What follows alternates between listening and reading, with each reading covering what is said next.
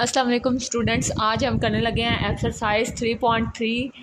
तो 3.2 तक हमने कंप्लीट कर लिया था। तो 3.3 में आपके पास फर्स्ट क्वेश्चन है कि find a third proportional to. इसके फर्स्ट क्वेश्चन के आपको 6 पार्ट दे दिए गए हैं जो कि एक ही मेथड से करनी है, और वो मेथड क्या है कि हमने थर्ड प्रोपोर्शनल फाइंड आउट करना है। ठीक है, तो अब इसके लिए मैं थोड़ा सा पहले आपको कॉन्सेप्ट दूंगी कि इस क्वेश्चन में करना क्या है। तो इसके लिए हमें थोड़ा सा पीछे जाना है ताकि आपको क्वेश्चन का थोड़ा कॉन्सेप्ट क्लियर हो जाए, फिर आपको करने में आसानी होगी समझने में। ठीक है, तो अगर हम देखें कि हमने थर्ड प्रोपोर्शनल फाइंड आउट करना है, ठीक है, तो मैं बुक के पेज नंबर 56 पे गई हूँ। तो आपके पास थर्ड प्रोपोर्शनल कैसे फाइंड आउट करते हैं, ये देखें यहाँ पे लिखा है इफ़ 3 क्वांटिटीज़। अगर आप इसको रीड आउट करें कि अगर आपके पास 3 quantities A B C are related as, ठीक है, आपको यहाँ पे 3 चीज़ें गिवन होंगी और उन्हीं में आपने क्या करना है, प्रोपोर्शन फाइंड आउट करना है। तो कैसे करेंगे, आपके पास आप इस तरह लिखेंगे। ठीक है, आपके पास A B जो होगा उसको B को 2 मरतबा आप लिखेंगे। ठीक है, डॉट ऐसे C इस तरह करके। ठीक है, जैसे आप यहाँ आपके पास क्या किया हुआ है, लिखा हुआ है, तो आपने क्या लिखना है, A ratio B is equal to B ratio C। तो हम क्या कहेंगे कि जो C है वो आपके पास क्या है, थर्ड प्रोपोर्शन है। ठीक है, C आपके पास क्या है, थर्ड प्रोपोर्शनल है। इट मीन्स कि यहाँ पे कोई D नहीं है। तो अब आप क्वेश्चन की तरफ चलते हैं। आपने इस मेथड से पार्ट 1 क्या करना है, सॉल्व करना है। ठीक है, चलिए अब हम एक्सरसाइज की तरफ चलते हैं। तो एक्सरसाइज का फर्स्ट क्वेश्चन जो है वो हमारे पास क्या है, अगर देखें हम इसके एक दो क्वेश्चन मैं आपको करवाऊंगी, बाकी आप खुद कीजिएगा। आई होप वो आपको क्लियर हो जाएगा। ठीक है, चलिए हम एक्सरसाइज 3.3 पे आ गए हैं। अब यहाँ पे आपके पास क्वेश्चन 1 है, पार्ट 1 है, मतलब इसमें क्या करना है, फाइंड अ थर्ड प्रोपोर्शन। यानी ये आपको A B दिया हुआ है, A B जो है वो गिवन है और जो हमारे पास थर्ड प्रोपोर्शन होगा वो C होगा। और जो चीज़ आपको पता है हमें फाइंड आउट नहीं होती, वो हमने मालूम कैसे करनी होती है, किसके बराबर रख के, x के बराबर। इट मीन्स कि यहाँ पे हमने जो थर्ड प्रोपोर्शन है वो हमारे पास C है। क्या है, आपके पास इस तरह ही होता है। मैं थोड़ा सा आपको पहले एक दफ़ा लिख देती हूँ ताकि मज़ीद आपको करने में आसानी हो जाए। A ratio B is equal to B ratio C। तो यहाँ पे आपके पास 6 और 12 है। ठीक है, फर्स्ट क्वेश्चन का फर्स्ट पार्ट है 6 और 12 है, यानी A B जो है वो आपके पास है, गिवन है। ये आपके पास A है और ये B है, C आपने फाइंड आउट करना है। तो जो चीज़ हमें मालूम नहीं होती वो हम कैसे फाइंड आउट करते हैं, उसकी वैल्यू किसके बराबर रखेंगे, x के बराबर। ठीक है, अब हम क्वेश्चन को सॉल्व करते हैं। 6 और 12 है। ठीक है, फर्स्ट क्वेश्चन है, कैसे करेंगे, थर्ड प्रोपोर्शन, इसकी रेशो बनाएं बाय प्रोपोर्शन।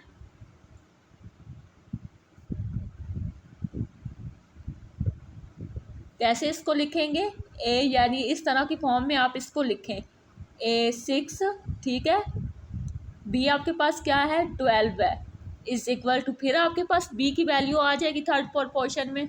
तो यहाँ पे आपके पास B क्या है, 12 है, और आपने क्या करना है, C की जगह क्या लेट करें, X आपके पास क्या है, थर्ड प्रोपोर्शन है। ठीक है,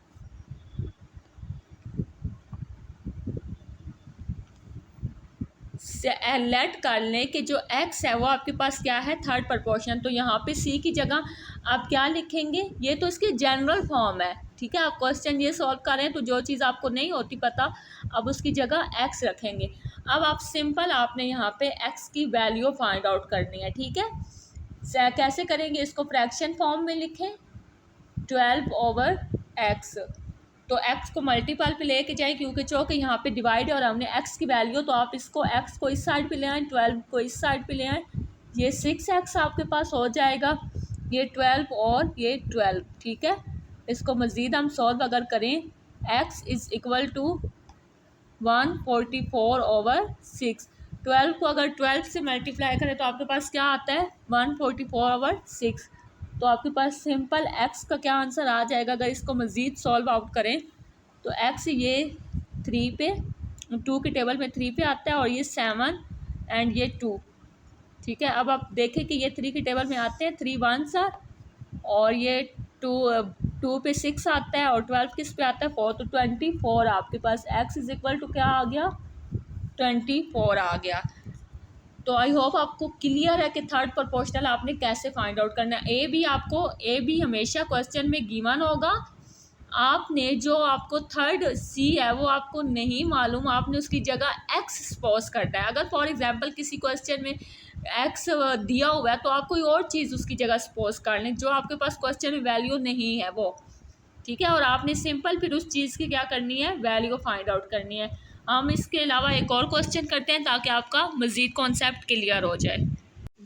तो अब ये एक और हमने क्वेश्चन 1 का ये एक और पार्ट लिया है, मैंने 3 लिया है जो कि मैं आपको समझा रहा हूँ ताकि आपको मज़ीद क्लियर हो जाए। इसमें भी हमने क्या करना है थर्ड प्रोपोर्शन फाइंड आउट करना है। यहाँ पे लेट कर लेते हैं, let x is third proportion. ठीक है, एक्स आपके पास क्या है थर्ड प्रोपोर्शन है, क्योंकि यहाँ पे एक्स कहीं पे भी नहीं आ रहा तो एक्स को आप क्या करेंगे थर्ड प्रोपोर्शन लेट कर लें। तो अब आपने फिर थर्ड प्रोपोर्शन को कैसे राइट आउट करना होता है इस तरह करके, तो आप यही फॉर्म यहाँ पे यूज़ करें। ठीक है, सी की जगह यहाँ पे आप एक्स ले रहे हैं, ए क्या है ये आपके पास A square minus B square ratio by proportion में इसको आप लिख रहे हैं। ठीक है, रेशो अब आपके पास क्या आ जाएगा बी आपके पास क्या है ए माइनस बी, फिर इज इक्वल टू दोबारा यही वैल्यू आपने लिखनी है ए माइनस बी रेशो एक्स यानी थर्ड प्रोपोर्शन। ठीक है, अब आप इसको सिंपल फ्रैक्शन की फॉर्म में लिखें A square minus B square, यहाँ A minus B is equal to A minus B over x. X की वैल्यू फाइंड आउट करनी है, एक्स को एक साइड पे आप रखें। ठीक है, एक्स इस साइड पे ले आए, बाकी ये सारी चीज़ें जो हैं वो इस साइड पे ले आए वैल्यूज़। ए माइनस बी ये इधर मल्टीप्लाई हो रहा है, इस साइड पे आके क्या हो जाएगा डिवाइड हो जाएगा और ये इसके साथ मल्टीप्लाई हो जाएगा ए माइनस बी। तो ये आपके पास इस तरह बन जाएगा ए माइनस बी और ये क्या ये आपके पास ये फार्मूला आपको पता है कि अगर आपके पास ए का स्क्वायर हो माइनस बी का स्क्वायर वो किसके बराबर होता है ए प्लस बी और ए माइनस बी के। तो ये फार्मूला स्क्वायर आपने यहाँ पे अप्लाई करना है ए प्लस बी ए माइनस बी, ये फार्मूला आप क्या कर रहे हैं इस पे आपने अप्लाई किया है। माइनस माइनस वाली वैल्यू आपके साथ कैंसिल आउट होगी, बाकी आपके पास एक्स जो है वो किसके बराबर बच गया ए माइनस बी और ए प्लस बी। आपके पास क्या जवाब आया x is equal to A minus B और नीचे ए प्लस बी। तो ये आपके पास इसका क्या था आंसर था, यानी इसकी थर्ड प्रोपोर्शन आपने क्या कर ली फाइंड आउट कर ली। अब हम इसी का एक और पार्ट करते हैं। ठीक है,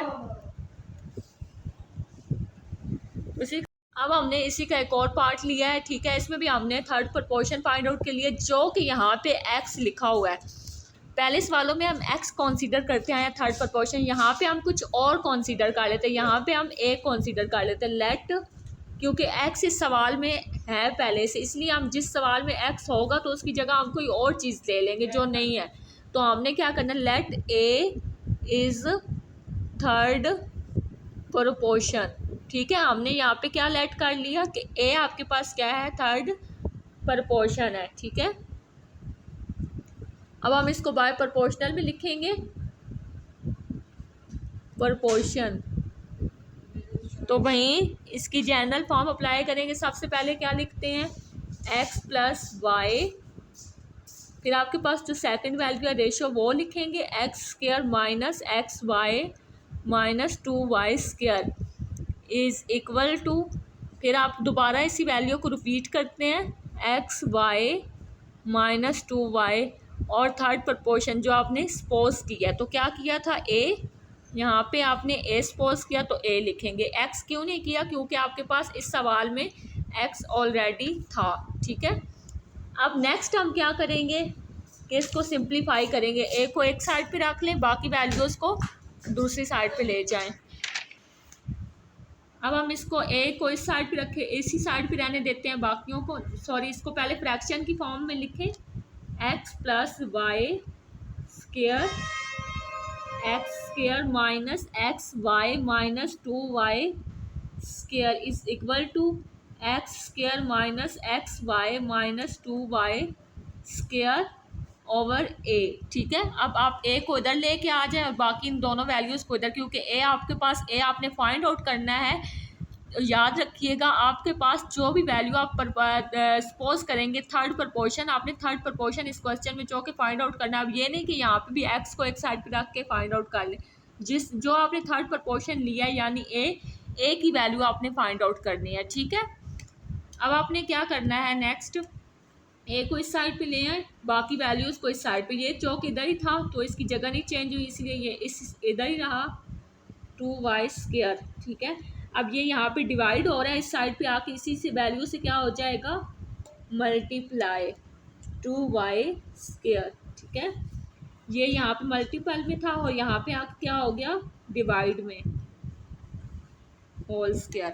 अगर इसको मज़ीद सिंप्लीफाई, अगर अब हमने क्या करना है, a इज इक्वल टू, इसको मज़ीद थोड़ा सिंप्लीफाई कर लें, एक्स वाई माइनस 2y। अब ये दोनों वैल्यू सेम है तो इनके ऊपर मैं इस तरह होल स्क्वायर में इसको मैंने लिख लिया। ठीक है, क्योंकि दोनों सेम थी, इनकी पावर्स ऐड करके और मैंने इनको इस तरह लिख लिया।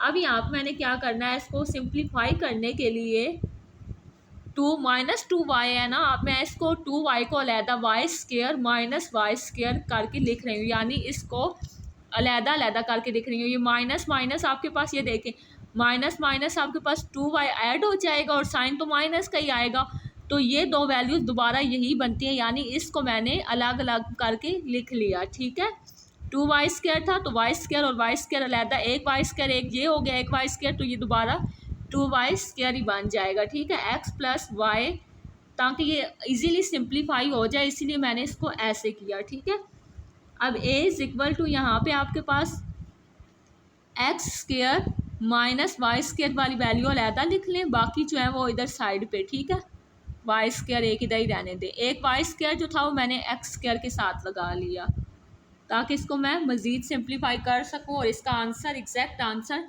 निकाल सकूं। ठीक है, मज़ीद थोड़ा सा करते हैं, तो यहाँ पे अगेन मैं ये वाला फार्मूला यूज़ करूँगी, ए स्क्वायर माइनस बी स्क्वायर आपके पास किसके बराबर होता है, ए प्लस बी और ए माइनस बी के। यहाँ पे इन दोनों वैल्यूज़ पे मैं ये वाला फार्मूला अप्लाई करूँगी। ठीक है, यहाँ पे आपके पास ए बी की जगह एक्स वाई है, तो आप इसको कैसे लिखेंगे, एक्स प्लस वाई और एक्स माइनस वाई। ठीक है, इन दो वैल्यूज़ में से आपके पास क्या कॉमन है, वाई कॉमन है ना, तो माइनस वाई, जब बाहर माइनस है तो माइनस वाई आप कॉमन निकाल लें, बाकी एक्स, और अगर बाहर माइनस कॉमन निकालते हैं तो अंदर वाली वैल्यूज़ क्या हो जाती हैं, चेंज हो जाएगी, तो साइन चेंज हो जाते हैं।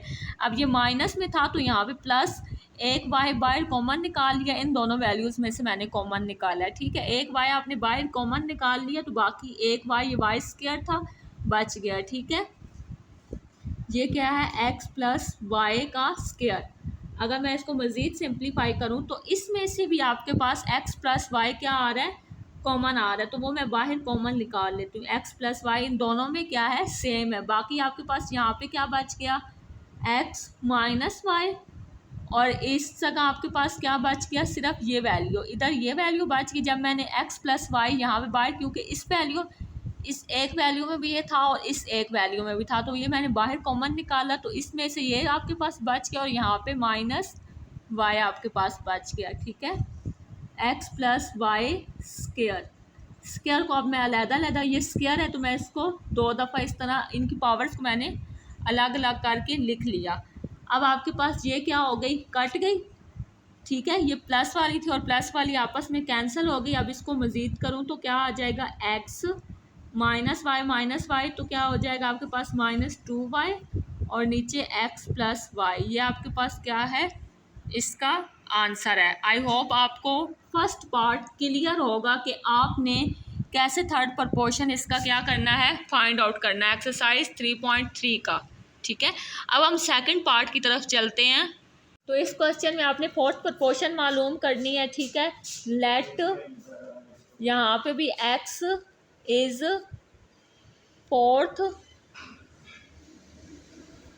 प्रपोर्शन, ठीक है, लेट कर लिया कि एक्स क्या है आपके पास, फोर्थ प्रपोर्शन है।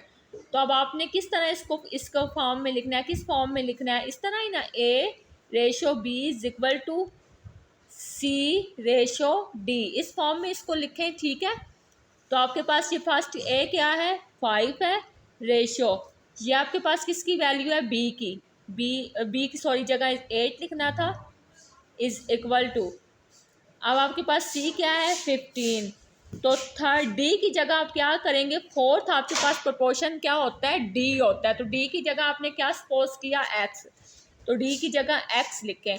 और सेम आपने जैसे थर्ड क्वेश्चन में आपने एक्स मालूम, थर्ड प्रोपोर्शन में आपने एक्स फाइंड आउट करना था, यहाँ पे भी सेम वैल्यूज, बस इस तरह आपने करनी है, मेथड अप्लाई करना है, और आपने यहाँ पे भी क्या करना है, वैल्यूज एक्स की वैल्यू फाइंड आउट, यानी जो भी आपको प्रोपोर्शन नहीं आपने ली है, सपोज किया, उसकी वैल्यू फाइंड आउट करनी है। ठीक है, तो यहाँ पे भी आपने एक्स की वैल्यू फाइंड आउट करनी है, फ्रैक्शन की फॉर्म में लिख के, is equal to 15 over x, x को इधर ले आए, बाकी वैल्यूज़ को इधर, एक्स इज इक्वल टू 15, ये यहाँ पे डिवाइड हो रहा है, इधर आके मल्टीप्लाई हो जाएगा, और ये 5 इधर मल्टीप्लाई हो रहा है, इधर आके डिवाइड, 5 1 सर, और ये 3 का टेबल अगर हम 8 तक पढ़े तो हमारे पास क्या आता है, 24 आता है।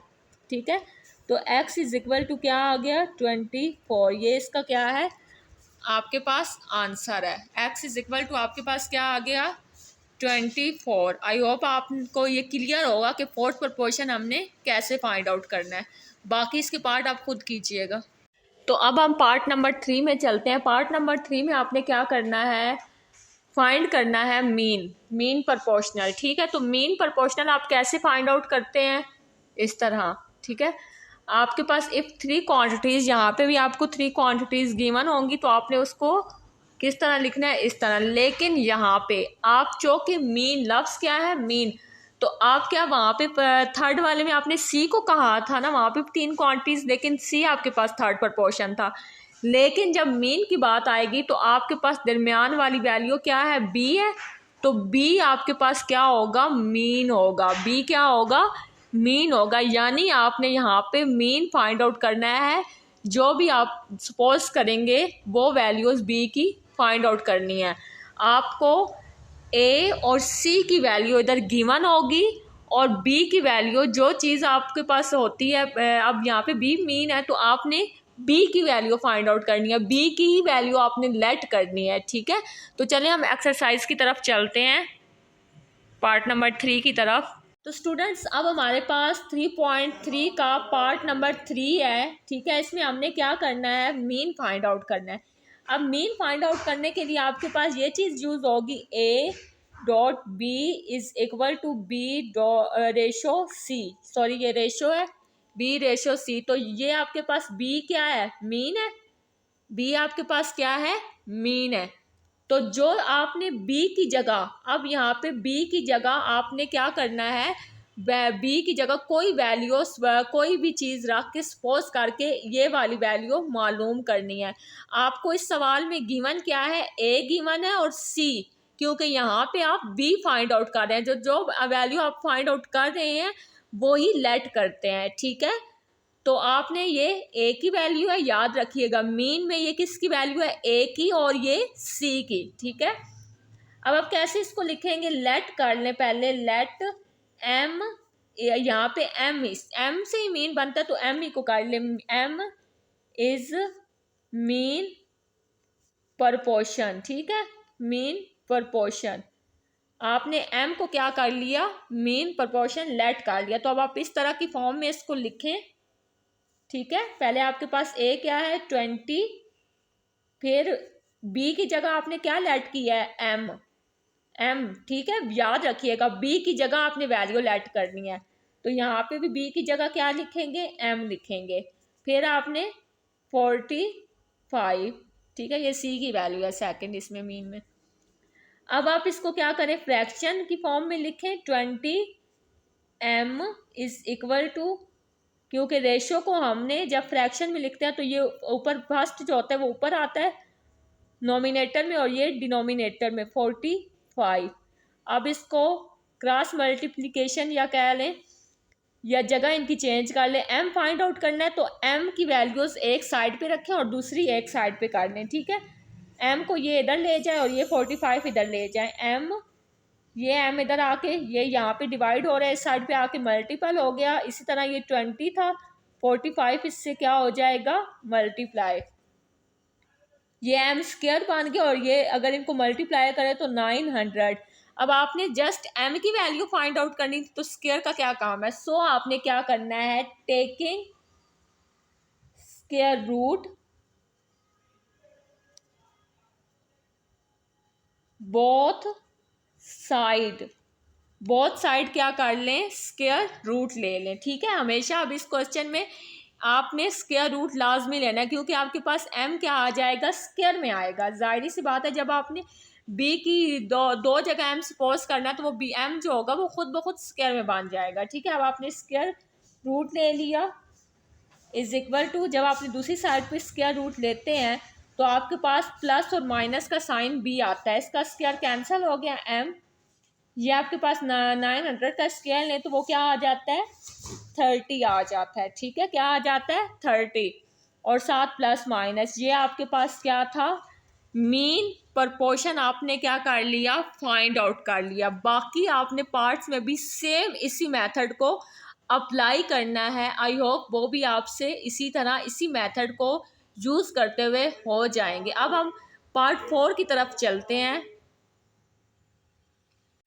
तो स्टूडेंट्स हमने पार्ट 3B समझ लिया कि उसको कैसे करना है, ठीक है। मीन प्रपोर्शन कैसे फाइंड आउट करना है। आई होप सो कि आपको क्लियर है।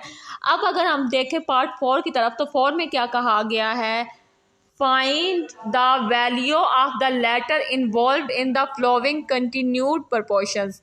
अब आपने यहाँ पे ये वाली प्रपोर्शंस क्या करनी है, फाइंड आउट करनी है। तो चले इसका भी थोड़ा सा मैं आपको कॉन्सेप्ट दे देती हूँ ताकि आपको करने में आसानी हो। तो चले हम थोड़ा सा बुक के पीछे चलते हैं। अब ये देखें बुक के पेज नंबर 57 पे अगर आप देखें तो ये आपको टॉपिक दिया गया है। टॉपिक मैं आपको इसलिए समझाती हूँ साथ साथ ताकि आपको पता भी हो कि ये बुक में भी चीज़ गिवन है, ठीक है।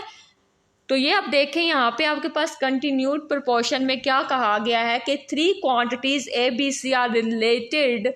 यहाँ पे आपने उन्हीं इसी तरह आपने लिखना है, ठीक है।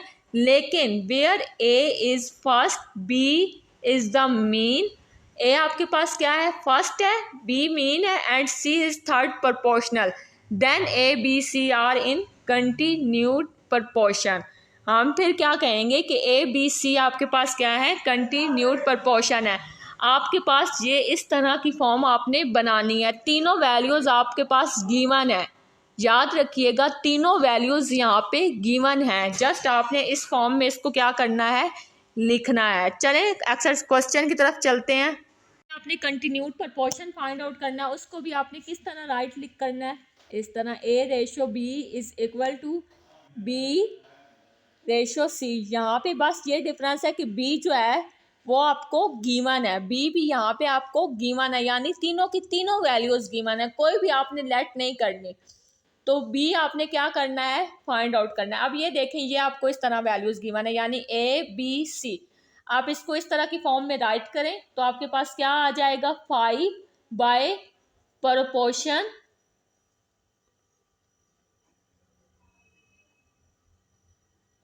यहाँ पे आप कुछ भी लेट नहीं करेंगे, याद रखिएगा, ठीक है। डायरेक्ट आपने वैल्यूज़ इस तरह की फॉर्म में राइट कर लेनी है। 5 प्रोपोर्शन यानी B की जगह P इज इक्वल टू, दोबारा आपने P करना है क्योंकि B जो सेकंड वैल्यू B की है तो B को 2 दफ़ा लिखना है, ठीक है, इस तरह करके। और फिर आपके पास C की वैल्यू क्या है, 45 है। अब सिंपल इसको फ्रैक्शन की फॉर्म में लिख लें, 5/P, इस तरह फ्रैक्शन की फॉर्म में लिखा जाता है, P और 45। अब P वाली वैल्यूज़ को जैसे आपने मीन फाइंड आउट कर लिया सेम आपने वैसे फाइंड आउट करना है, ठीक है। मीन में आपने कोई वैल्यू लेट की थी लेकिन यहाँ पे आपने कुछ भी लेट नहीं करना, ठीक है। यहाँ पे आपको खुद ही वो चीज़ गिवन होगी जो आपने फाइंड आउट करनी है, ठीक है। अब जैसे कि यहाँ पे आपको पता चल गया कि P फाइंड आउट करना है, ठीक है। तो P वैल्यू फाइंड आउट करेंगे, P को एक साइड पे रखें, बाकियों की जगह चेंज करें, P इधर आके P ऐसे हो जाएगा और 5 और 45 आपस में मल्टीप्लाई हो जाएंगे, ये पी स्क्वायर आ जाएगा। इनको मल्टीप्लाई करें, आपके पास 225 आ जाएगा। ठीक है, अब इनकी टेकिंग स्क्वायर रूट लें, अगर यहाँ पे भी जैसे आपने पीछे किया है। ठीक है, क्योंकि स्क्वायर ख़त्म करना है, अकेली पी की वैल्यू फाइंड आउट करनी है। Taking square root both side, जो काम एक साइड पे करना है वहीं दोनों साइडों पे। P square is equal to 225 का भी स्क्वायर, तो प्लस माइनस जब आप दोनों साइडों पे स्क्वायर लेते हैं तो आपके पास क्या आ जाता है, प्लस माइनस। तो इसका अगर 225 का स्क्वायर करें तो आपके पास क्या आ जाता है 15, तो प्लस माइनस भी साथ आएगा। तो ये आपके पास सिंपल क्या है, आंसर है। इसके साथ ये कट गया। आई होप ये आपको एक्सरसाइज क्लियर होगी और इसका सारा कॉन्सेप्ट जो था वो मैंने आपको क्लियर कर दिया है।